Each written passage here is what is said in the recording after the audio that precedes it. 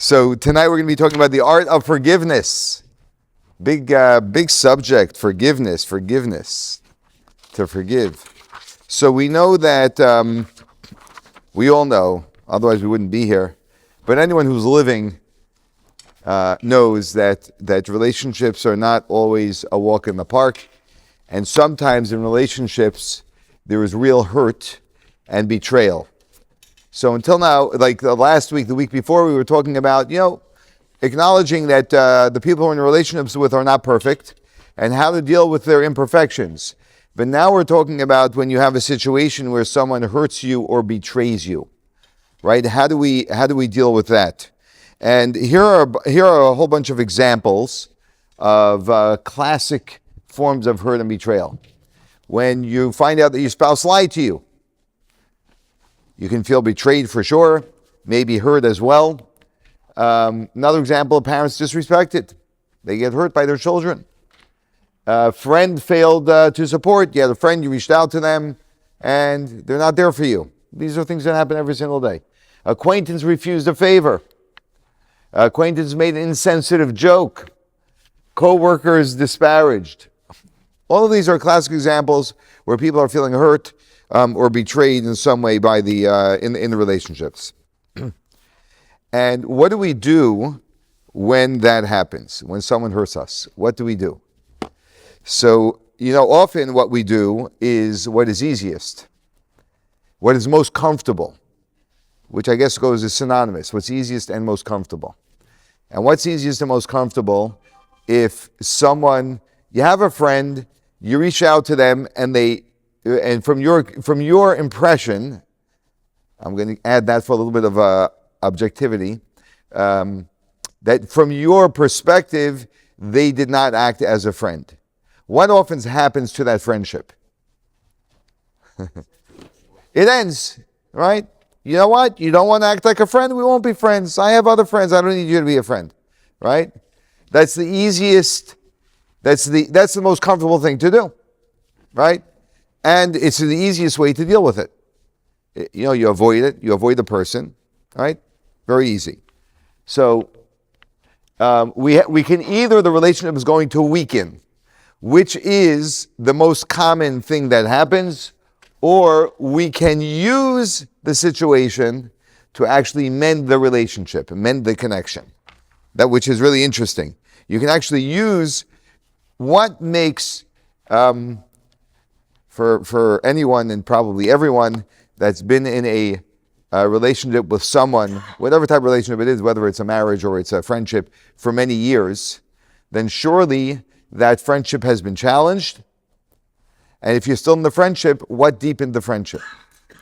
What deepened the friendship is that you took the right road instead of the left road. You decided to use it not to run away from the relationship, but to step further into the relationship. Now, I'm not saying that's that can't always be done, right? But very often, that actually can be done. That's something that's very powerful. So we can actually reconcile with whatever the issue is, and we can actually heal from it. And that's what we're going to be discussing tonight. While that can't always be done, when that can be done, that is an opportunity that becomes available to us.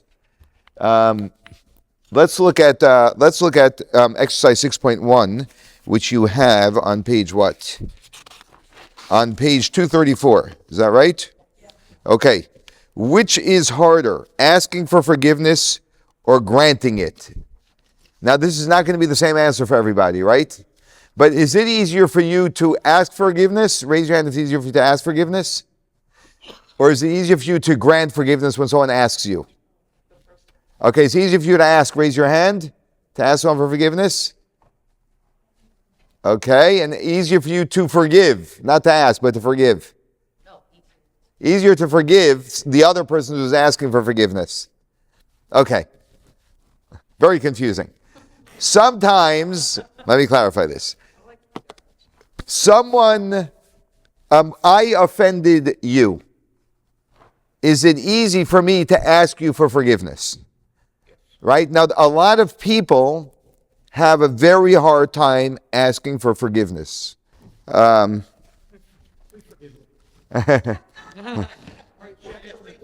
So okay, back to the forgiveness.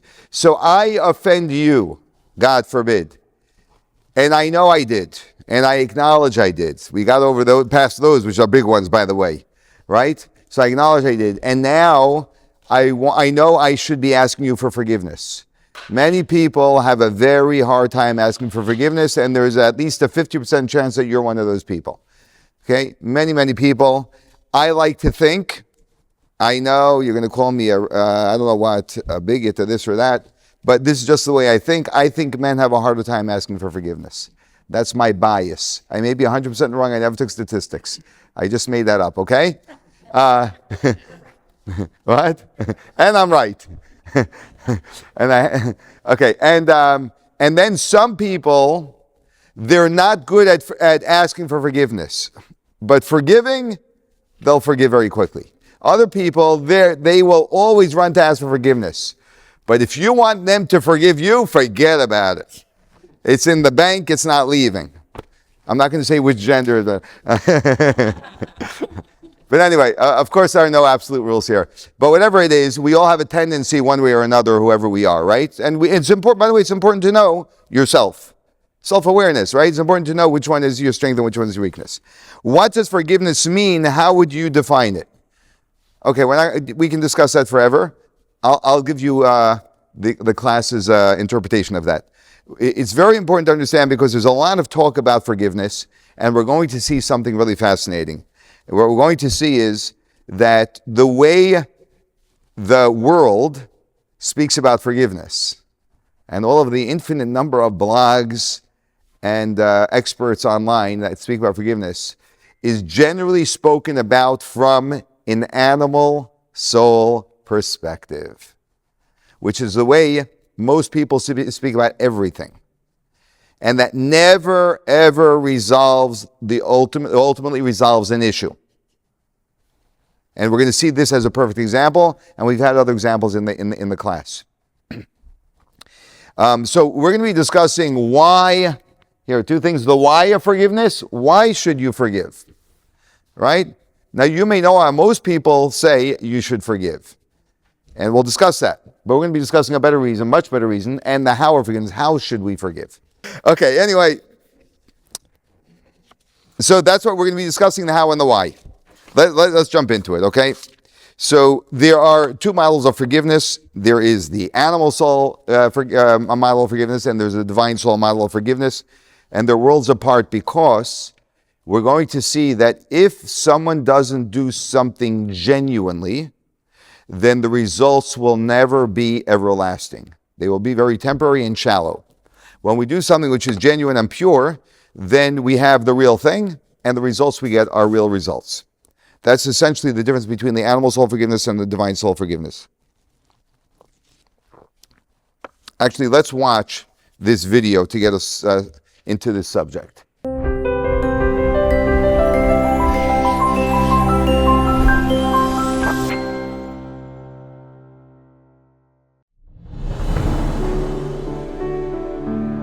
The story is told that Maimonides once had a disagreement with the other wise men in the court of the Egyptian sultan. The wise men contended that with sufficient training, it would be possible to change the nature of an animal, training it to be as gracious, polite, and as giving as a human being. Maimonides argued that it was impossible to completely change an animal's nature. The wise men spent many months training a cat to serve as a butler. They dressed the cat up in a little suit and trained it to walk on its hind legs. They taught the cat to greet people, escort them to their seats, and serve them food and drink. They then invited Maimonides to a banquet where they intended to demonstrate their accomplishment and to prove to him that an animal can be trained to behave like a human being. The cat graciously greeted Maimonides and guided him to his table. Once seated, Maimonides removed a small box from his pocket. From the box, he took a mouse and dropped it on the floor. Trays and dishes smashed to the ground as the cat abandoned his role as butler and scampered speedily after the mouse. and the debate was effectively concluded.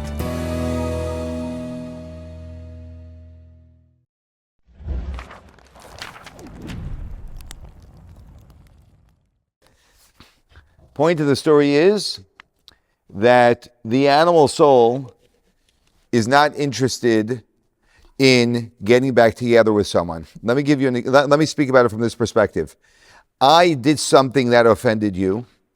You came and said, how dare you? And what do I do as an animal soul who cares about me and me alone? I must defend myself because I can't be wrong. So I defend myself. And they say, the nerve of you. Right? That's pretty much how all disagreements go, by the way. Right? It's the same story in 1,000 different ways, right? How dare you, right? So now what happens? We're at odds with each other. So what do? We both decide what's the easiest way to deal with this. To protect myself, animal soul wants comfort. I care less about you. I just care about me. I want to be comfortable. End of relationship. I don't need to call you. I don't need to see you. Then I'm shopping in the supermarket, and who do I bump into? I see you on the other side of the aisle. I quickly turn around. But now the flashbacks come back, and I know that I insulted you. I'm feeling guilty about it. So my mind starts racing with 1,000 reasons why you are a terrible person, and why you deserve it anyway, and why it really wasn't bad. And it was good finally someone spoke to you that way. You know, right? It goes on and on and on and on. But it stays in our system. Right? So then you go to therapy. And you say, I had this disagreement, I said this to them, but it needed to be said to them, right? So the therapist tells you what? You know, you should really forgive them. Forgive them what? No. You should really forgive them. You know why? Because you're running around with all this baggage. So why should you be running around with all this baggage your whole life? You can have this whole thing streaming in you for the rest of your life and always thinking about them. Forgive them so you can let go of it. Right? Why are you forgiving them? And for who are you forgiving them? For yourself. That's the only reason why you're forgiving them, right? So it's not a genuine forgiveness of whatever, even though I think in the way I position the story, you should be asking for forgiveness. But regardless, right? It's you're doing it only for yourself, right? It's a self-oriented forgiveness. So when we are told, as most, I mean, I heard this so many times by in so many different places. Forgive so you can let go of the stress. Why should you be filled with all of that animosity? Let go of it. The reason why that form of forgiveness is not genuine and will not have an everlasting results is because it's not genuinely forgiving. It's saying what will be best for me, that's what I will do.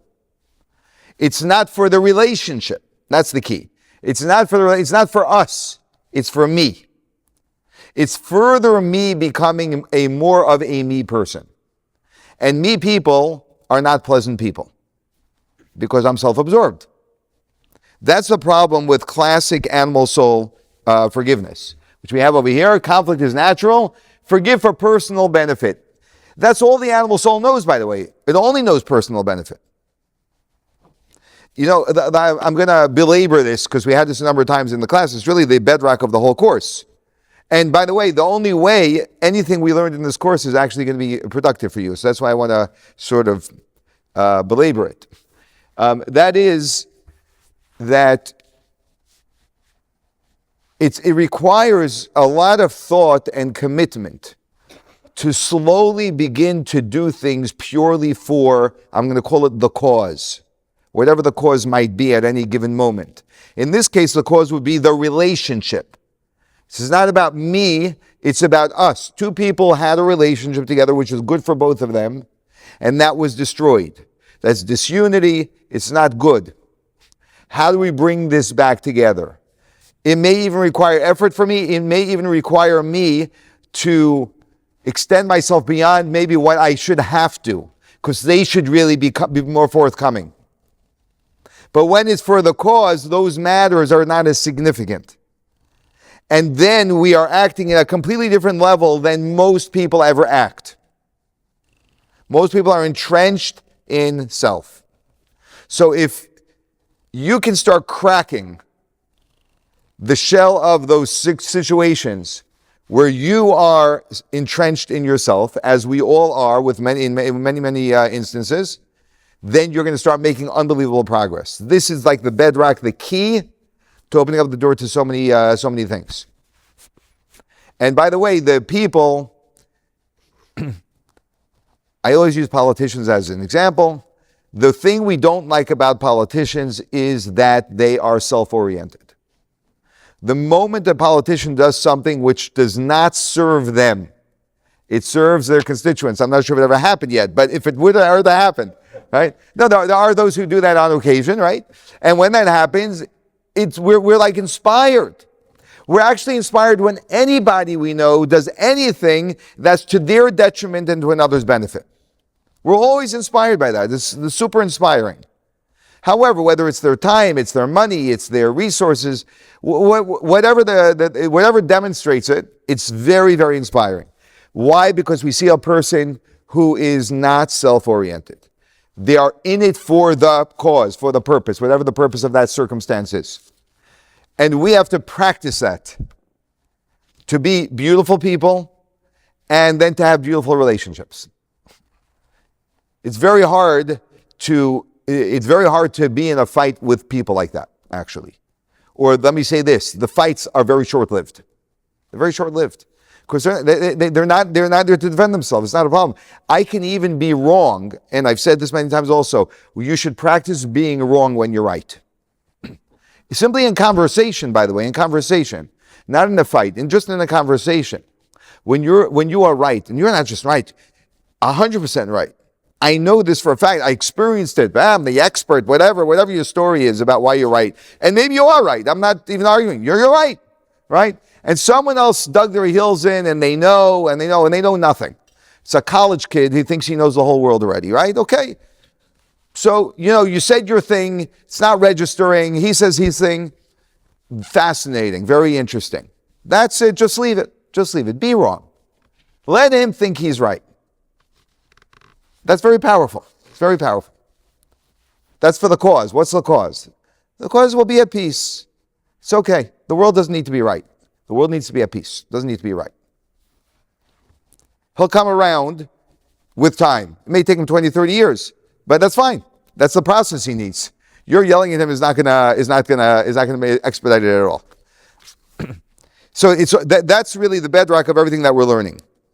Contemporary forgiveness is all about serving self and releasing your burdens and your emotions. You don't have to carry the baggage. And that is not what we are going to be talking about tonight. We're going to be talking about the opposite of that. Let's read text number 1. This is a classic example of the way it's written about. Forgiveness is written about nowadays. Picture the crowd sitting in front of a Harrier air traffic controller. Picture the chaos in the room and the jumble of planes on the screen. Now imagine that unresolved grievances are the planes on that screen and have been circling for days and weeks on end. Most of the other planes have landed, but your unresolved grievances continue to take up precious airspace, draining resources that may be needed in an emergency. Having them on the screen forces you to work harder and increases the chance for accidents. The grievance planes become a source of stress, and burnout is often the result. Forgiveness is the peace you learn to feel when you allow the circling planes to land. Forgiveness is for you, and not for the offender. Forgiveness is taking back the power. Forgiveness is taking responsibility for how you feel. Forgiveness is about your healing and not about the people who hurt you. Forgiveness is a trainable skill, just like learning to throw a baseball. Forgiveness helps you get control over your feelings. Forgiveness can improve your mental and physical health. Okay. So it's giving you all of the positives that you will get. The question is, what is the relationship going to get? Is it going to restore the relationship? And so this is not resolving the true issue. So let's talk about forgiveness from the perspective of the divine soul approach. And we're going to do that by reading a text number 2, which is it's a quote from the Torah, from the book of Leviticus, and then the Talmud comments on it. Let's read text number 2. The Torah states, "You shall neither take revenge from nor bear a grudge against the members of your people. But how can we be expected to forgive in this way? Consider this example. If while cutting meat you cut your hand, would you retaliate in kind against the offending hand? Beautiful. Okay, this is the Talmudic version of cutting your nose to spite your own face, right? The Talmud is saying that there truly is a way of looking at ourselves as one organism. And that when you're cutting and you by mistake cut your right finger, you don't take revenge of the left hand that was cutting and then cut the left finger. Why we all instinctively understand, why do I want two wounds? I already have one. Why would I add another one to me? Right? But when I think about you, when I have a wound, right, and I think about you, I think you and someone else, not about me, right? So it's not me having two wounds. That is actually a flawed form of thinking. That is actually, I'm going to say, a delusional form of thinking. And we live in delusion. And when we have a real deep perspective, then we realize we're a single organism and nothing is to be gained if I am going to hurt you. Because that's just the right hand cutting the left hand. Would you agree that that's a deep perspective? How many of you walk around living that perspective as your natural way of looking at things? My hand's not up either, by the way, right? None of us do, right? However, we can know it, number one. Now we know it, and hopefully we accept it. And then we can remind ourselves of it and begin by at least acting as if that was the way things were, as that's the way we felt things to be, even though we don't necessarily feel that way. And that's how we begin to operate on that in that way, and then that's how we begin to feel towards another person. You know, we discussed last week about influencing other people. That was a conversation last week, right? And we spoke about how in Western society, you know, it's live and let live. You know, who am I to suggest to you that you should put on tefillin or light Shabbos candles? It's like, excuse me, that's my life, right? That's the Western mentality. And then comes the Chabad mentality and, you know, approaching people and asking them or whatever it is, right? Now, a lot of times that works very well. Sometimes people yell at you, but a lot of times, actually, most of the time, that works very well. Why does it work well? I remember actually on Hanukkah, Wednesday night, Hanukkah, big celebration here, 4 p.m. Hope you can join us. Don't tell me you're working. I know you're not. So I was in an apartment building in Brooklyn. There's a place called Brooklyn, whatever. It's an interesting place. And I was in an apartment building, and we were going. It was an apartment that was heavily populated with Jews, and we would knock from door to door on apartments, like knocking people's homes, basically. And then, who is it? Are you Jewish? Right? So most of the people would open up once you say that. If they're Jewish, they opened up because, you know, do you have a Hanukkah menorah? No. And we had like these little menorahs, you know, the tin menorahs with the candles. We'd like to give this to you. We show them how to light it, and they light the menorah. Sorry, I'll never forget this. We were standing in the hallway. A guy came out of his apartment. Wrong timing, boy. Oh, boy. I feel bad for the guy till today. So, right, he walks out right to us like an easy customer. Are you Jewish? She's like very hesitant. Yes. Right? Do you have a menorah? She says, no. Can we give you a menorah for Hanukkah? How much is it going to cost me? Right? A real New Yorker. So we told him it's free. We just want to give it to you to do the mitzvah. It didn't compute, right? Because he's not used to, what do you mean? Someone's here giving me something, not charging me, just so that I can do the mitzvah. But when you approach people genuinely, because it's important to me that you do the mitzvah, because you're a Jew and I'm a Jew, we're Jewish, right? It's not you and me, it's we, right? Like, it's a shocking perspective. But everyone's open to that perspective. Unity, everyone's open to, right? And when we approach people from that place, that's very, very powerful. So that's what it's talking about, and that's where two souls, see, two bodies, or we'll call them animal souls, they're fighting before they even fight. Your mere existence is a competition to me. Two souls, as we learned at the very beginning of the course, right? There's no ego in divine souls. It's only purpose, right? So what can we do to make this better? They're not at odds with each other ever at all. So it's not unnatural for them to actually come together. And therefore, divine souls will never move on and move away from each other. It's not acceptable to them. Divine souls are moving forward and moving closer together.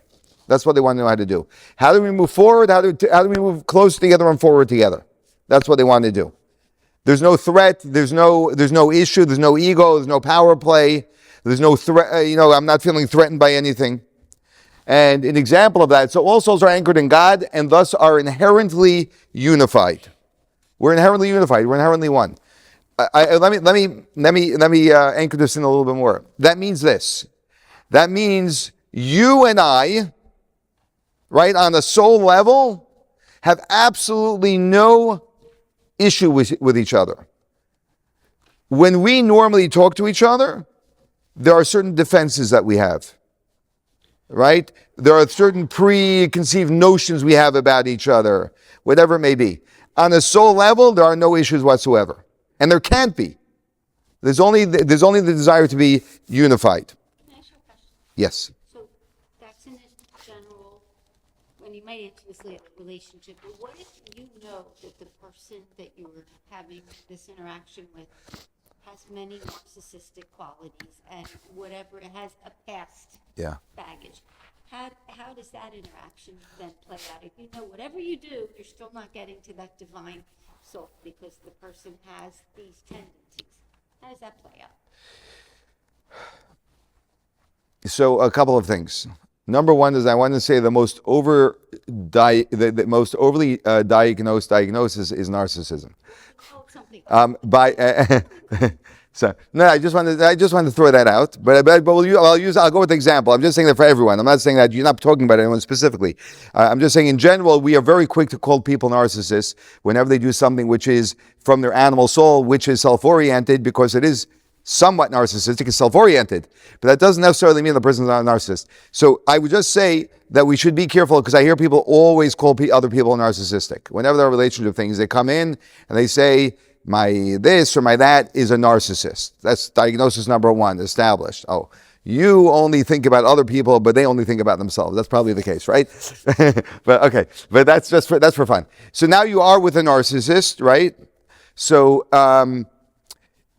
if I am relating to them out of my divine soul, their narcissism won't bother me. Won't bother me. In fact, I'll have compassion for them. I mean, if you think about the life of a narcissist, right? It's a miserable way of living. And they're very unpopular, right? It's just a very, also a very narrow and closed and fearful way of living. Because they think the whole world is against them, right? So it's a horrible way of living. So you have compassion on them. If I'm coming from my divine soul, I have compassion for them. I feel bad for their issues. And I deal with them in the healthiest way possible. Now, that doesn't mean if they're going to start taking advantage of me and hurting me, well, I get to the end of the class, then you have to draw a line, right? But otherwise, as long as we are also interacting with them on their issues level, right? Which we're all very familiar with, because that's what we do a lot of, right? We get caught up in their issues. So it's our animal soul now competing with their animal soul. So we want to raise ourselves to a point. Again, this is lifelong work. This doesn't happen overnight, right? But we get better and better at it. And I'm sure you all know what I'm talking about to some extent, because I'm sure we've all done this to some extent. But when we get really better and better at it, you can have a person who's really acting really inappropriate, and wow. This guy's just pretty good at what he does. It's really sad that someone would have behaved that way. Yeah. Okay. So there's a famous example in the Mishnah which tells us about Aaron the high priest. Aaron the high priest was the first high priest, Moses' brother, and he would do something really interesting. So Aaron the high priest, when there was disunity, what he would do is, let's read text 370, text 4 on page 239.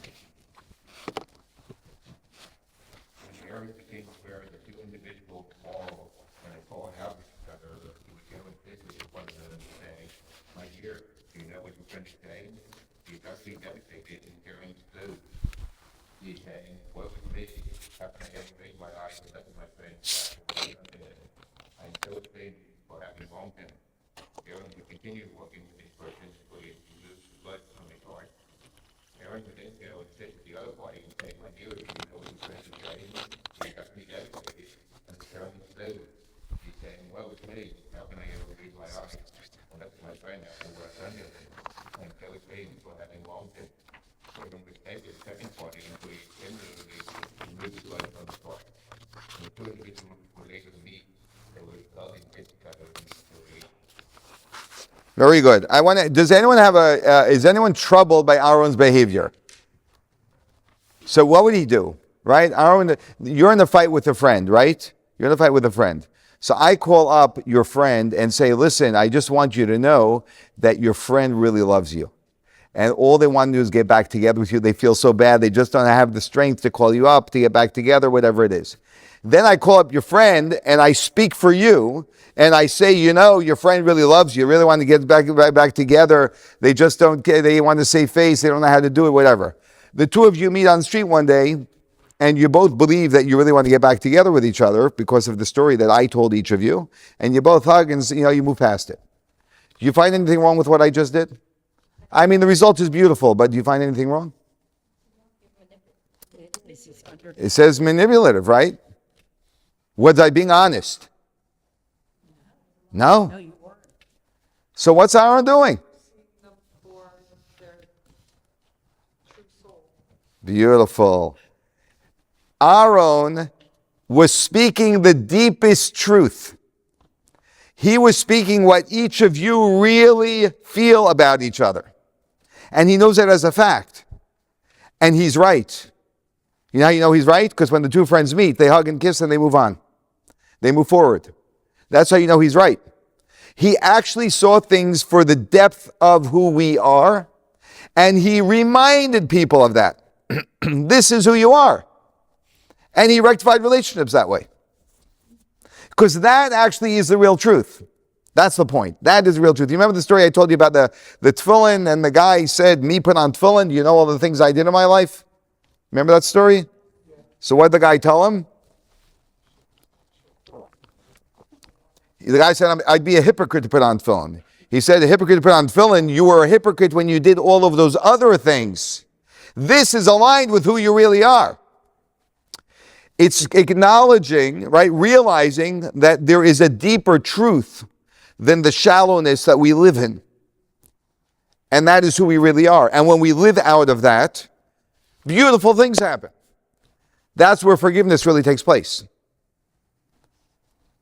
By the way, I repeat this often, but why is it that on Yom Kippur is the day of forgiveness?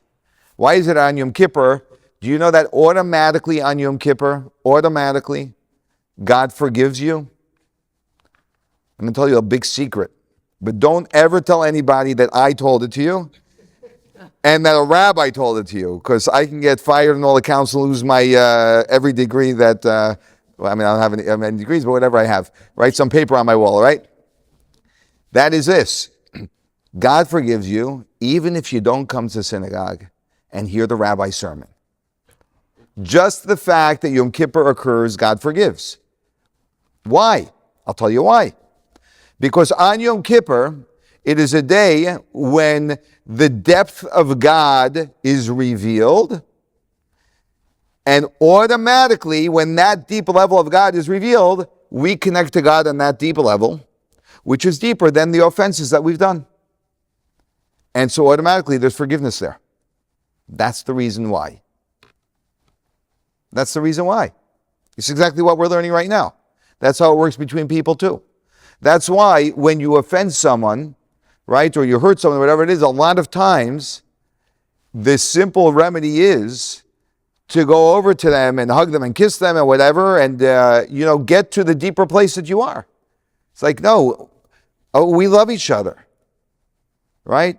Yeah, I said something nasty, and I should not have said, and I take responsibility for that, right? But I also remind us that we are deeper, right? We're going to get lost in the shallowness. And when we are both reminded of that, we are in a much more beautiful place, yeah. Is crime serious offenses, or like if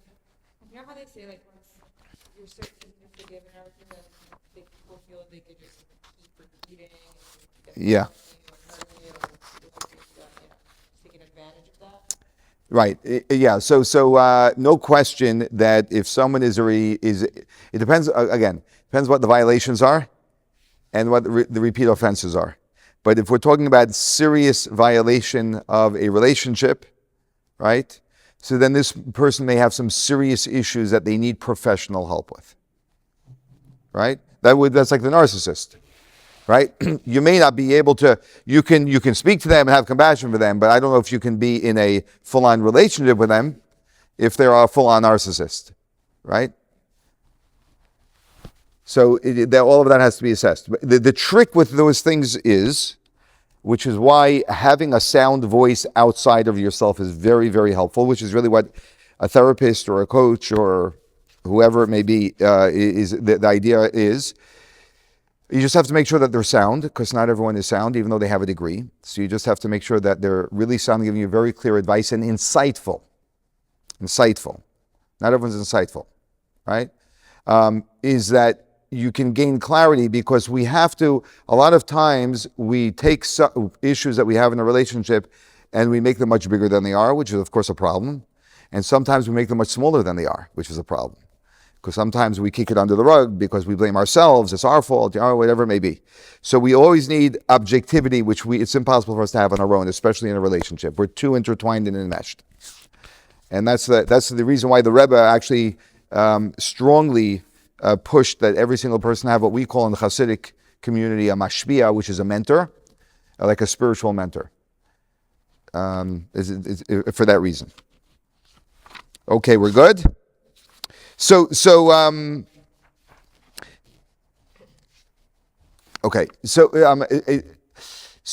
is this forgiveness from the divine soul, realizing that there's something much deeper that lies within both of us, that we live out of that place. And again, I'm going to repeat that living out of our divine soul is not something that is isolated. It's a context of life.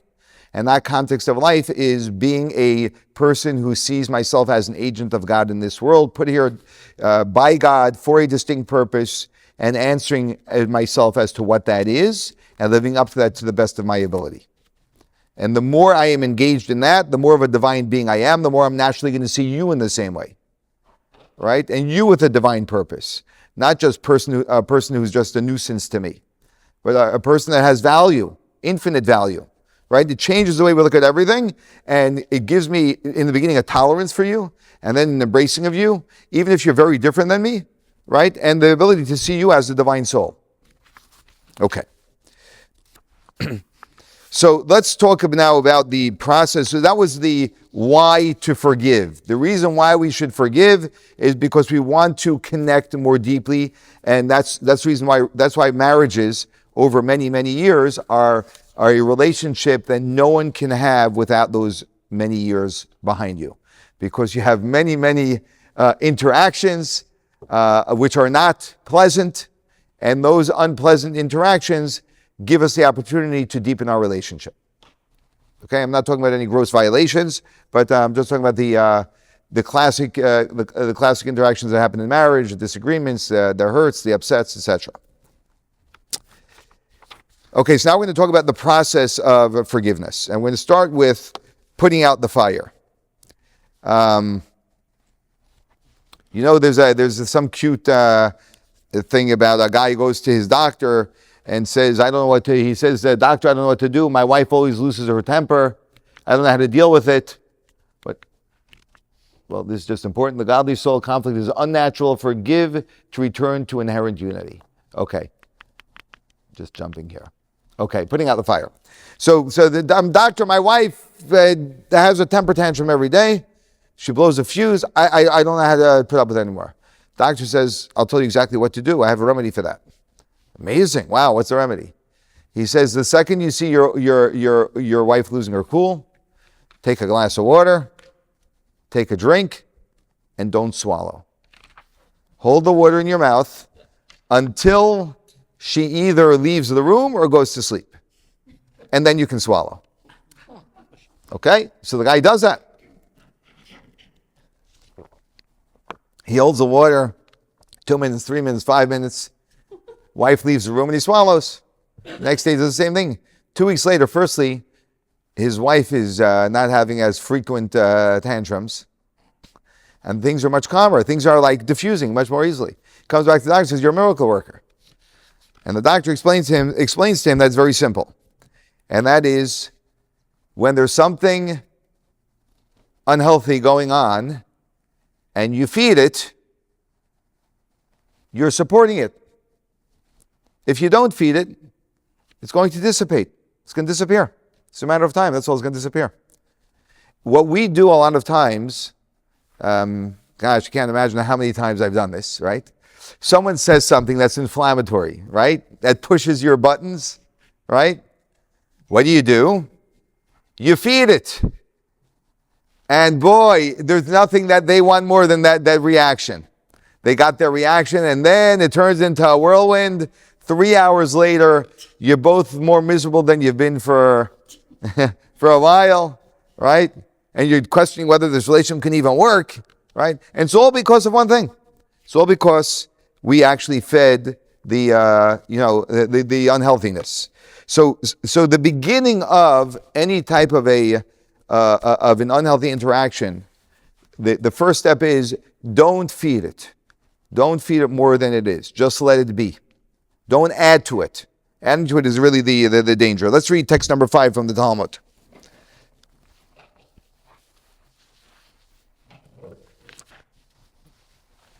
It's on page 241. You see number 5? The world endures only because of those who choose to remain silent with it. Very good. The way I like to describe this is very simply, if you ever played ping pong, if someone hits the ball to you and you don't hit the ball back, the game is over because they have no one to play the game with. So there's no game to play. So if someone says something inflammatory and you don't respond, guess what? It falls flat. It's got nowhere to go. And as the person learns that you're not going to play that game, they will stop playing the game. They may not believe you the first time. Maybe you were lucky once and you didn't comment, but they know you already. 20 years you're commenting, right? But now you're changing the game. You're not playing anymore. That actually dispels already a large part of the problem, so things don't get beyond where they need to go. That's the very first thing that we need to do in unhealthy situations. And another little point. Let's go to figure 6.1. One party chooses to terminate the active quarrel. It takes two. What's the phrase? It takes two to tango, right? Tango, right? It takes two to tango. Yeah, you just can't do the tango on your own. Okay, so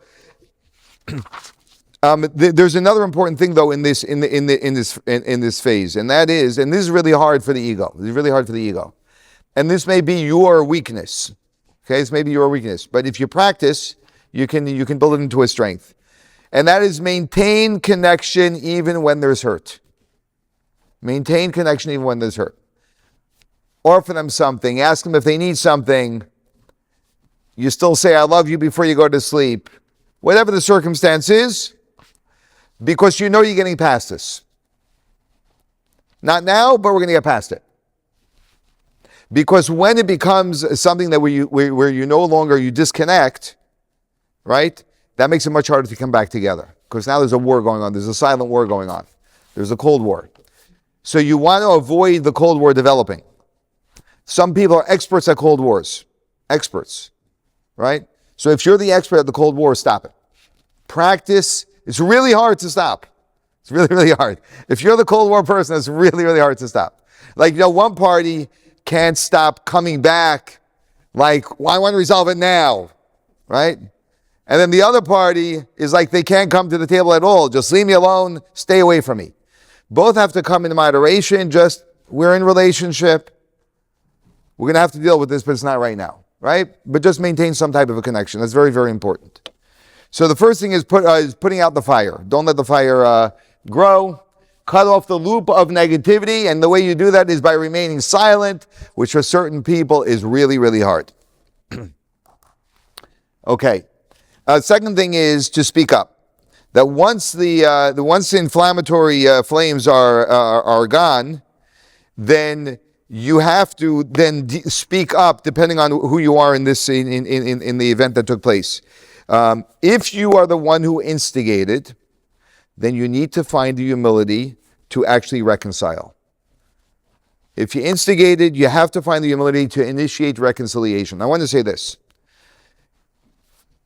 When you are the person who initiated, who instigated, number one, you have to have enough humility to acknowledge that you instigated.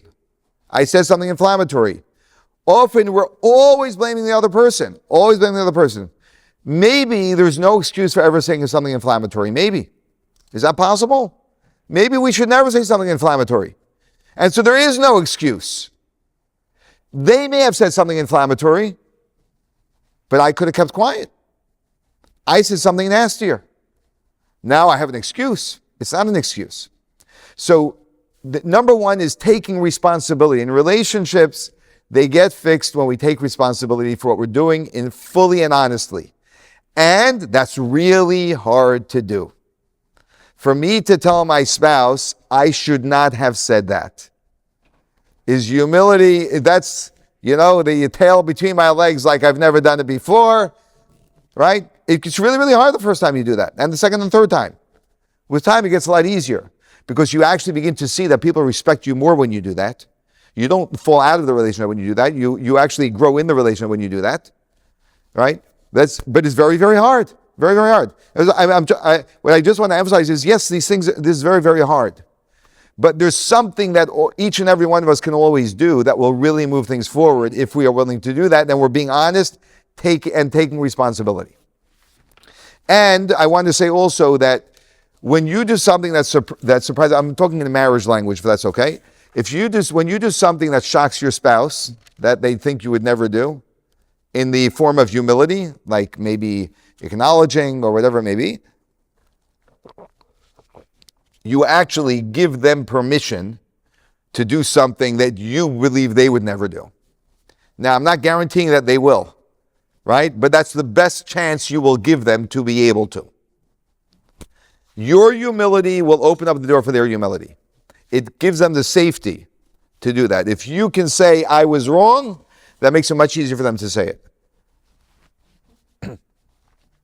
No guarantees. Not always from the first time. It may take years. It may in fact take years. It may in fact take years for someone to even realize that they are wrong. They're so in the blame game, it could take years. I'm just going to say, I've said this a number of times, I don't know if I said this in this course, but I am shocked that I'm 50 years old for a few more days. So holding on to it, right? I'm 50 years old. I'm shocked that it took me 50 years to become aware of certain things. Number one, like almost to the point of humiliation, right? To myself, like I'm not sharing what they are. But at the same time, I also accept that this is who I am and that's how long it takes me. That's my process. I can't be smarter than I am. I can't be more self-aware than I am. So this is my process. So I accept that.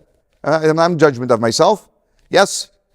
And it helps me really understand when I see someone like not getting something or behaving a certain way, right? Yeah. They got their process, whatever molded them. And hopefully they will come to it at some point. Yeah. That's why shaping other people, we can't force other people to be somewhere at a certain point in their life. And yes, we have to, if you want to look at it this way, deal with it. It's not a good way to look at it. But we are there for them as they evolve, and it may take 10 years. And that's what love is, right? That's the loving part of the relationship. That I love you all the same. Okay, it's accepting. And by the way, the more we accept ourselves, the more we accept other people. See, when I can accept myself for the fact that it took me so many years, I see someone else, it makes it very easy for me to accept them. When I'm judgmental of myself, which, people go through life and they're hard on themselves, those people are judgmental of everyone around them too. It's the way you treat yourself. That's why the Torah says, love your fellow as yourself. You know what? We know why the Torah says that? Because the way you love yourself is the capacity you have to love to another person. When you don't love yourself, you're too judgmental of yourself, then you don't have the capacity to love another person. So you have to learn to love yourself. Not love yourself like the blogs write. Spa day indulgence, right? Which knock yourself out. God bless you with 1,000 spa days. I have nothing against spa days. But that's not loving yourself. That's indulging yourself, right? Loving yourself is embracing the fact that I'm a human being who is designed by God with an animal soul, and I'm imperfect, and I'm a work in process, and I'm moving in the right direction. That's loving yourself. That means I'm not going to sit in judgment of myself. I messed up. Yeah, of course I messed up. Shock, I messed up. Right? No shock. Right? But I'm not letting myself off the hook either. What can I do to improve that? Yeah. And just to your point about loving someone despite their fault, how they evolve as a human being throughout many decades, it's easier to do this, obviously, in the parent-child relationship, because you almost expect a child going from an infant through kids, through, teenage years. They're going to keep changing, making mistakes, and you're going to love them no matter what. Right. When you're dealing with an adult, like your spouse, you're thinking, you should already have this figured out. Right. Right. And my response to that is, when you're experiencing an adult like yourself, and you tell yourself, I should already have this figured out, and I don't, well, then I can relate to someone else who should already have it figured out and doesn't. To the point that I realize that I don't know that they should have it figured out. They have a certain temperament. They were raised in a certain climate, the two of which I'll never fully understand. Right? This all goes back to our previous class.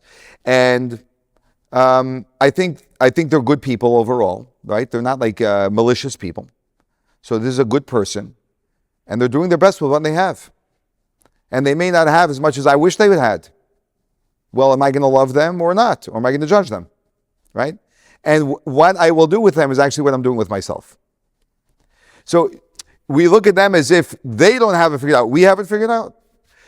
And the way we know we don't have it figured out is when we can actually see in ourselves how we're still behaving or not even aware of certain things. Like, can I at this stage of my life realize what I've become aware of that I didn't really know? Which, like, too bad I didn't know, but I didn't know. And there was no way I could have known earlier, right? That awareness is very, very powerful, because then you can give that to other people. You can give that acceptance to other people. That's what I'm saying. I mean, there are things that I am clear about that I'm just realizing. And it's like, wow. Wow. But that's the way it is. Right? I don't think I did anything wrong. It just took me this time to figure it out. I think there's also a difference between knowing and knowing, like you said, right? Like actually, like feeling it. I think you talked about it in one of the first classes. Yes. Yeah. Yeah. And the real knowing is when you know it when you know it for your own situation. Then you can know it for another person in a full experiential way. They can really get that they just don't get this. Right? The same way there are things I just don't get. There are certain things I don't get about women, and there are certain things women don't get about men, and it just doesn't compute. And I understand that, because there are things that don't compute for me. There are men who have ways of doing things that just don't compute for me. Right? So I understand that. And that's not a weakness in them. It's a weakness in me. Right? That I can't relate to that. They bring something beautiful to the world, which I don't.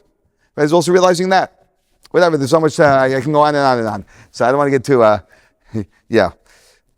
Okay, so now if the offender doesn't find the humility to actually reconcile, then the victim should actually be the one to initiate, to do the act of kindness of initiating, which also is, it requires courage. Let's read text number 6. When someone wrongs us, we should not harbor silent resentment. Rather, it is a mitzvah to inform them and to inquire, why did you do such and such to me? Why did you wrong me in this way? This obligation is stated in the passage, "You shall surely reprove your fellow." Excellent. Basically, if you feel hurt by someone and they have not approached you, either because they don't know that they hurt you or they're unwilling to approach you, being that we have a prohibition, God says it's forbidden to hate someone in your heart. Well, then what do? But I do. Go speak to them about it. Tell them. I was just speaking to someone who told me a story about how they were deeply offended by a very prominent person. And I asked him, like, what happened? He said, well, after a while, I went to them and I sat down in their office and I told them that they hurt me deeply. Now, the offender didn't come to them, even though the offender is a prominent, we'll say, religious person. But the offender didn't come to them. And it seemed pretty clear from the story that the offender knew, because there was sort of a coldness that evolved. But this guy had the courage and the character to go to this person who's like, an authority, so to speak, and tell him, you hurt me. And I will say that the offender acknowledged and apologized. So he did an act of kindness for the offender. And the offender did have enough character to actually acknowledge what he did wrong and move past it. In the ideal situation, we wouldn't even feel hurt, but we would have to be on the very advanced level not to feel hurt by someone who offends us. But I just want you to know that you don't need to be hurt when someone offends you. A lot of people don't know that. They think that that's the way it works. You offend, I get hurt. That's not the way it works, by the way.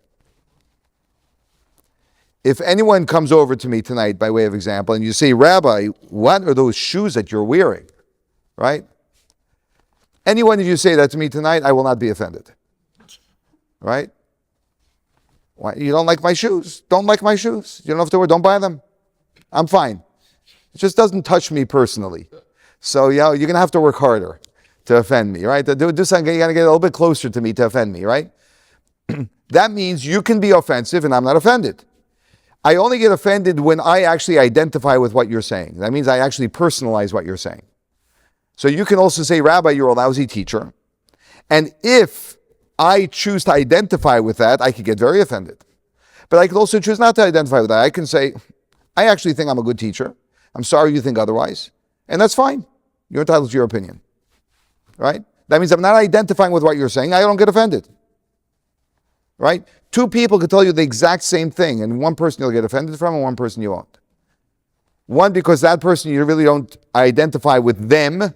You don't really care what they say. And another person, because their opinion matters to you, and so now you personalize it because their opinion carries weight, and now it enters into you, and you're deeply offended. So I just wanted to throw that out also. A very elevated person does, let me say this, the more elevated we become, the less offended we become the less we can become offended. I actually tell people all the time, they say, Rabbi, I don't want to offend you. I say, I challenge you to offend me. That's my challenge to you. Go right at it. Right? Now, you could offend me, right? But I'm willing to take on the challenge though. Yes. Do you think people forgive because they actually forgive the problem, or because they don't like the consequences that were caused by the problem? So when you ask, do I think people forgive? So that's a very broad question, like people. I would agree with you that most people are animal soul-oriented people who probably never even learned otherwise, and they do what is going to be more pleasant for them, which is, I think, what you're insinuating. And I'm also advocating for a much higher level of forgiveness, which is much more beautiful, clean and clear, and no grudges are carried moving forward. And people feel that in the relationship. So you know if the person is, like how many times have people said to you, or you could say to people about other relations you have, that the relationship was never the same since then. Why is that? Because someone's carrying a grudge. It could be the same. It could be better. It really could. Right? In 95% of the situations. There's a beautiful story with a very prominent, at that time he was an elderly chassid, like in the 1940s, I think it was. His name was Rabbi Shmuel Levitin, who was actually a classmate of mine's grandfather. No, great-grandfather, actually. Classified his great-grandfather. So he probably, I don't know when he passed away, maybe in the 1960s or so. And he was a Russian Hasidic rabbi, prominent Chabad rabbi, came to America. And once he went to Manhattan, to the office of a lawyer, being that he was never in Manhattan before and he didn't know his way around, didn't really speak English, so he took along with him a young American student whose name is Rabbi David Groner, who became a very prominent rabbi, a blessed memory for both of them, he became a prominent rabbi in Melbourne, Australia. And he takes him and they go to a high-rise building, which he was never in. He was in from Russia, maybe a 2-story, 3-story building, whatever. He was never in anything big. And they take an elevator and go to the whatever floor, like the 50th floor. And then, you walk out the elevator and you see these floor-to-ceiling windows. And it's like, the first time you experience it, like you're a little kid. It's like, whoa. You go out, you look out the window, and you see, all of the tiny little people and tiny little cars and everything, right? So he takes in the scene. And remember, he's a really deep Hasidic man. So he thinks in a very different way than a common person thinks. And he grabs a hold of the arm of the yeshiva student who was with him, and he says, Reb David, zest, you see, the higher someone rises, the smaller the world becomes. He was teaching him a lesson in life. That's how these Hasidic men would, and hopefully us, see things in the world. Everything is a lesson in the Baal Shem Tov Torah. So he was telling him, the more you elevate yourself, the less the physical world has prominence in your eyes. And the point over here is that the more we elevate ourselves, the less hurt we become. If you don't want to be hurt, stop doing what you do. I know what you do. I happen to know. I'm a little bit prophetic that way. It's because I do it myself. Right? What we do is we try to straighten out everyone around us who always say such insulting things and they're always so offensive. And why can't they just this and that and the other thing, right? And we do it and we do it and we do it. And I mean, I must be surrounded by the most impossible people because it makes no progress. By the way, you're not surrounded by the most impossible people because we're all surrounded by the same people. It makes no progress because that approach doesn't work. It does not work. And it's not honest.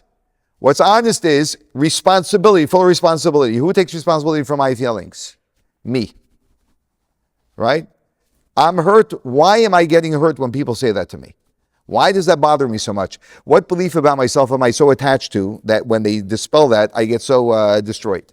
Right? That's responsibility. That's raising myself up. When I become a divine soul, I'm not an ego that needs to be always acknowledged by everyone. Right? You don't have to agree. Rabbi, the speech you gave, I completely disagree with the point you made. It's 100% wrong. I can't believe you said it. Okay, that's fine. I don't need the world to agree with everything I say. I may even acknowledge I'm wrong. Oh, you're right. I didn't think of that. I have to make a correction. Maybe that will also happen, right? That's when we detach from our ego and we're attached to what is honest and real, right? That's integrity. That's real integrity. This is advanced, but it's necessary. It's like really necessary to live a high-functioning life. And every one of us can do this. I have to say, because, I should say this in the whole course. If you want to help yourself down this path, there's a cute little book that you can buy that will help you. And it's called It's Within You. You look at it on Amazon, it has an orange cover. And it has exercises at the end of each chapter, and will really help you with this if you're serious about this. And by the way, the theme of the book, really the undercurrent theme, without it being too overwhelming or explicit, is to be divine oriented and not to be soul oriented and not body oriented or animal soul oriented. Okay, so after speaking up, don't harbor silent resentment.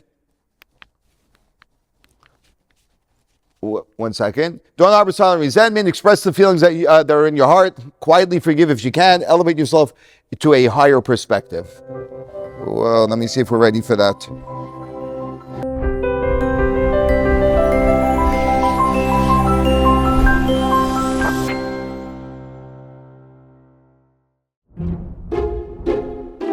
Yesterday, Noah and Mia argued over their parenting styles. As this disagreement escalated, Noah blurted out, I don't have time for your emotional baggage. You're lucky I put up with you. Why can't you be like Jack's wife, Rachel? Today, Noah and Mia want to put that silly altercation behind them. But Noah finds apologizing difficult and is using strategies to avoid responsibility. We'll replay the scene several times. Whenever Noah uses an avoidance tactic, we'll buzz him and delete that instinct from his emotional catalog. While this doesn't work in real life, seeing where Noah goes wrong can help us get it right. Noah, I was very hurt by what you said yesterday. Oh, come on, Mia. You're being overly dramatic. It wasn't a big deal. You're making a mountain out of a molehill. Noah minimized his mistake. Let's delete that and rewind. Noah, I was very hurt by what you said yesterday. Believe me, I didn't want to be harsh, but your tone left me no choice. You pushed me over the edge. Noah blamed the person he insulted. Delete and try again. Noah, I was very hurt by what you said yesterday. Are you serious? So many men treat their wives terribly. You should be thankful for how well I treat you. You have it good. Noah highlighted greater flaws elsewhere to downplay his error. Delete. Noah, I was very hurt by what you said yesterday. Mia, you needed to hear it for your own good. The truth sometimes hurts. I only said that because I care. Noah invoked a higher value to justify his error. Delete. Noah, I was very hurt by what you said yesterday. Yeah, it was unfortunate. But I had a rough day at the office, and my back pain didn't help. Understand my situation. Noah blamed external factors instead of taking responsibility. Delete. Noah, I was very hurt by what you said yesterday. Mia, I didn't mean what I said. It came out wrong. Perhaps a bit better, but Noah is still denying responsibility. They both know it was a jab, so denying it adds insult to injury. Delete. To avoid these common pitfalls in denying responsibility, recall that at your deepest identity, you are a divine soul, a part of God, the essence of truth. The next time a self-justification springs to mind, let your soul guide you. Ask yourself, is my justification accurate? What would God say? What does my soul say? Noah, I was very hurt by what you said yesterday. You're right, Mia. I'm really sorry for what I said. It was untrue and unfair, and I could see how much it hurts you. I want to be better, and I'll work on not letting my frustration get the best of me. Noah takes full responsibility without making excuses, deflecting, or minimizing Mia's feelings. Well done. Recalling your inner divinity empowers you to acknowledge mistakes and take responsibility. This noble attitude ensures your relationships ring with only positive buzz.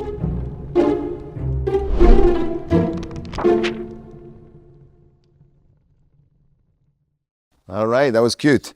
Wow, they got everything we say. If you go to figure 6.3 on page 246, so you'll see this. The point of this video was the offender takes responsibility. Part of forgiveness is taking responsibility. It's not just asking for forgiveness. We need to take responsibility for what we've done. And as we saw in this video, the guy has so many versions of pushing away what he did because we are so defensive. And we are defensive because an animal soul lives in defensiveness. Ego lives in defensiveness. It's always threatened that it's going to be diminished. Divine soul does not live in defensiveness. So we can free ourselves up from ego and just be what will be good for our relationship. Not for me, for our relationship. Then a person can apologize. I'll apologize. Right? And apologize genuinely. That's how we, sort of how we move past it. The next is the mandate to placate. That we have to obtain forgiveness from the hurt party. Actually, to move on, one needs to obtain forgiveness from the hurt party. By the way, you remember what I told you about Yom Kippur? Automatic forgiveness? God forgives you for things between you and God. But if you want forgiveness between you and another man, God says, I can't help you with that. You have to go to the person, apologize, and get forgiveness. And that apology needs to be a genuine apology. Let's read text 9a. It's on page 246. I know we're skipping. So I just want to tell you, if someone damages, hurts another person, right? There are actually 5 different forms of restitution that have to be made. For example, it could be doctor bills, there can be a workman's comp, there can be shame for the type of wound or whatever it may be. That's sort of what we're going to be discussing a little bit here. So let's go to text 9a. One who injures another is obliged to provide itemized compensation. Even after providing these payments, God will not forgive until the offender requests forgiveness from the victim. The point is, you can make full restitution. You can take care of business. But if you want God to forgive you, right, you need to get it. You must get forgiveness. That means there has to be the emotional connection that has to be resolved as well, and that's through gaining forgiveness. Let's read text 9b. One who vexes another, even if only verbally, needs to play the victim. So then, even if it's a minor offense, we need to actually ask the person for forgiveness. What do we do when forgiveness is not obtained? When forgiveness, that means that sometimes, if you ever had the situation where you ask someone for forgiveness and they say, I'm not forgiving you, and don't ask me again, whatever it is, right? We have an obligation to actually ask a person 3 times. And by the way, asking a person up to 3 times is not going over to them and say, do you forgive me now? You forgive me now? Right? That's not asking 3 times. Right? But asking 3 times is actually creatively finding another angle that will hopefully give them room to come back and forgive you. But if you do that genuinely with a full heart of remorse, that you know you did wrong, and you're genuinely taking responsibility for that, and they still don't want to forgive, then at that point, the offender no longer needs to seek forgiveness once you ask 3 times. But a person does have to use 3 different approaches. Let's look at figure 6.4. So we have, I'm going to go through all 4 that we did so far. The one party chooses to terminate the active quarrel. So the first thing is one stops engaging and building the fight.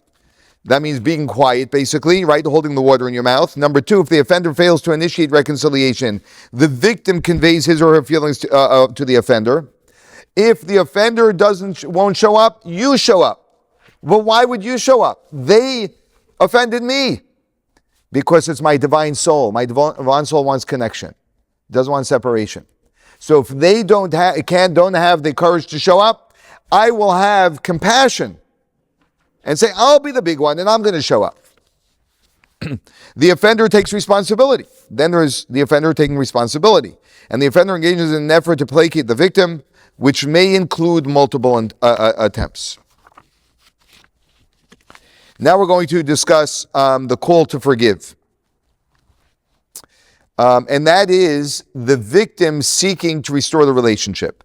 Let's start with text number 11 from Maimonides. Once the offender has requested completed the victim's forgiveness, and the victim knows that the offender has indeed repented of his sin and regrets the wrongful act, the victim should forgive. Okay, excellent. So the victim should forgive. It is actually cruel. We call it in Hebrew an achzar, which means a cruel person is a person that doesn't forgive. Sometimes it's a power thing, which is straight out of the animal soul. When you want my forgiveness and I don't give it, that gives me power over you, or a sense of power over you. That's all it is. It's a power play, and the power play is animal soul. It's pure ego. And so the offender has an obligation to actually forgive. And we actually have some stories in the Torah about this. We have a story where King Avimelech, when Abraham came into town, into the area that was ruled by this King Avimelech with his wife Sarah, Avimelech saw that Sarah was beautiful and took her. And God came to him in a dream and said, you better let her go. because she's a married woman. And Avimelech lets her go and comes to Abraham and asks for forgiveness. And Abraham prays because he also became sick because of what he did. And Abraham prays to God for him.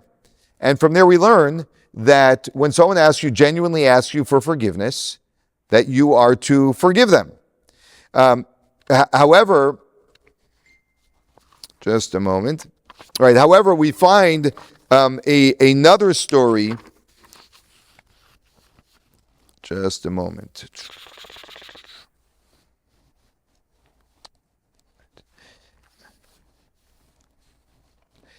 We find another story also with Moses, where the Jewish people complained about the manna, and they said, "We want real food," And so a plague struck the Jewish people, and they were dying. And Moses prayed on behalf of the Jewish people, and he gained forgiveness, and the plague stopped. So when Abraham prayed for Avimelech, he just took care of Avimelech's problem. But when Moses prayed for the Jewish people, he didn't just want to take care of the problem. He actually wanted to correct the relationship that was ruptured by their complaint, which is what he did. And that's a higher level of forgiveness. In other words, this is may go back to what Alexa brought up before. I'm not sure if someone brought up before. Sometimes we forgive, but maybe I mentioned it, but we forgive, but we don't forget, so to speak, right? And we never bring the relationship, never gets back to where it was because it was a formal forgiveness, but it wasn't really a deep forgiveness. An idea of real forgiveness is that it should be a real deep divine soul forgiveness. I really want to be connected. What do I need to do for us to be connected? Okay, and outside of extreme circumstances, it's a matter of humility more than anything else that's required for us to be connected. Let's go to figure 6.5, and we're going to see two things. One is the victim accepts the overtures and experiences an emotional shift, even if only minimally, as a beginning. In other words, we're willing emotionally to step into this forgiveness. We're willing emotionally to forgive the other person and feel that emotionally. It's not just a formal thing, I forgive you, but I'm going to still harbor resentment. And then number 6 is the forgiveness matures and deepens with time. And what will happen with time if we're doing it from a genuine place is that with time, of course, hurts are hurts. It takes time to let go of hurts, and that's fine. But if we're on the path, we're willing to go onto the path of forgiveness, of genuine forgiveness, then with time, the hurt will actually minimize with time. Because we're sincere about it. What's that? And it deepens the relationship. Absolutely deepens the relationship. And it's like one of those ironies of life is that unfortunately, if we can say that, but the reality is that relationships deepen through, struggling in the relationship. I don't think anyone would say otherwise. Obviously, in different relationships more than others. But it's the key is knowing how to navigate those challenges. That's the key. And the key, the bedrock key is navigating those challenges as much as we can from our divine soul, with a genuine desire to strengthen connection. When we do that, then we grow from all of those the situations, and the situations become less dramatic with time, because we're not in it from an ego place, which is what creates the drama. One last point, and then we're going to conclude. Let me just, the mandate to placate, that was number 4. And then we had the call to forgive. And now we have exceptions. Okay. One is not expected to forgive if it would result in harm to him or herself. This is actually something that's very important to state. And that is when you're in a relationship where moving on is going to actually create damage to you. It's going to, God forbid. Like in text 13, which is from the Code of Jewish Law, there is no need to forgive if you fear that some harm might befall you through granting forgiveness. After all, your own life takes precedence over the life of another. So we don't put ourselves in danger. And by the way, a lot of times what happens is in abusive relationships, we have misplaced understanding and kindness when it's a matter of danger. And very often the crazy stories, unfortunately with the media today, we hear all of the crazy stories. I think maybe 80 years ago we didn't hear all of them, but you can open up the news any day you want and you can hear about some horrific violation of a relationship. But that, a lot of times that happens because, not God forbid, I'm not blaming the victim for 1 second, but I'm just saying, because the victim is too attached to the relationship to really see it clearly. But a lot of times it's without the clarity, and that's why this has to be emphasized, that if there is danger, then we have to know to step out. The moment someone says that they're being hit, or they feel threatened, they have to be taken out of that situation immediately until everything is assessed and determined to be safe. And so that's not a time for forgiveness. And what happens sometimes, well-intended, but as they say, good intentions, right, where they pave the way. So well-intended, but very, very misplaced, is that we justify behavior which is dangerous, and then tragically that sometimes leads to very dangerous situations. We just have to be clear about that. Prioritizing safety. But that is the very, very, very, very, that's definitely in the great minority. And in most cases, we can actually improve our relationship significantly. So just as a quick, brief course conclusion, lesson number 1, we spoke about empathy, the ability to actually feel what is going on with another person. In the second class, we spoke about listening, which is a skill that that most people can really use improvement with, and that's genuinely listening to another person. By genuinely listening to another person, we already are enhancing the relationship significantly. A lot of conflicts in relationships are simply because we never feel heard. Never feel heard. We never feel the other person is listening to us. Disagreeing. Is there a problem disagreeing? There's absolutely no problem disagreeing. No two people think alike, and people always disagree. We should know that disagreeing is not an issue. The question is whether we can disagree respectfully or not. And disagreeing respectfully is very important. Positivity. To bring positivity into the relationship, and that is by highlighting the positive of the other person. Yes, they're not perfect and they have negative elements. When we choose to see the positive sides of them, then we're going to improve the relationship significantly, and that's also going to bring out their positivity much more. Then we spoke about the art of critiquing another person, of reprimanding another person, reproving another person. And that's the influence we have on others towards better behavior. That is a very special skill, which can only be achieved when we are doing it honestly and genuinely only for the good of the other person. Right? That's the story of me asking the Jew, are you Jewish? Right? What's my agenda? Right? What is my agenda? Most people, and it's very rare in this world to experience someone doing something without a self-agenda. That's why the guy asked me, how much does it cost? Because he only knows a world where everyone's doing something to get something. What happens if you do something to do something? That is what builds good relationships. I do this purely for you. In fact, it takes from me. Not only is it not getting me something, it's taking something from me. It's taking my time. I have other things I need to get done, whatever it may be. And tonight about forgiveness, that to take responsibility for the things that we've done that offended and ask forgiveness. And when someone has the courage to actually step up and ask us for forgiveness, that we should be forgiving. We should admire that. We should forgive and use that as a point of deepening our connection with each other, instead of turning conflicts into an excuse to separate from each other. All right, everyone. Thank you for attending. I loved this course. This is right up my alley. I hope you loved it as well. And I do think that in order to gain from things like this, from subjects like this, it's not enough just to learn them, because then they're ideas, but you have to really find ways to implement them.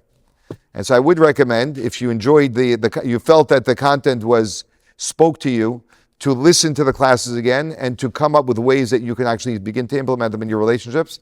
And without a doubt, you will see improvement in them. Thank you very much, everyone.